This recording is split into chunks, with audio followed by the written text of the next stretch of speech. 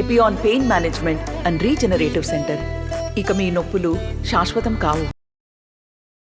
జగన్మోహన్ రెడ్డి గారు చెప్తున్నారే Congress party CBI charge sheet లో రాజశేఖర రెడ్డి గారిని చేర్చింది అని.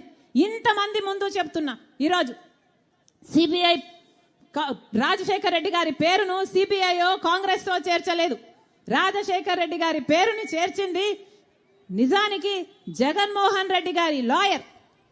జగన్మోహన్ రెడ్డి గారి లాయరే రాజశేఖర రెడ్డి గారి పేరు నిజానికి సిబిఐలో లేకపోతే జగన్మోహన్ రెడ్డి గారు ఈ కేసులో నుంచి బయటపడడం చాలా కష్టము అని తెలిసి, రాజశేఖర రెడ్డి గారి పేరు ఉండకపోతే జగన్మోహన్ రెడ్డి గారు ఈ కేసులలో నుంచి ఎప్పుడు బయటపడ్డు అని రాజశేఖర రెడ్డి గారిని పేరును స్వయంగా జగన్మోహన్ రెడ్డి గారి లాయరే, సుధాకర్ రెడ్డి అనే లాయరే రాజశేఖర రెడ్డి గారిని చేర్చమని హైకోర్టులో, సుప్రీంకోర్టులో పిటిషన్ వేసి మరీ చేర్పించారు.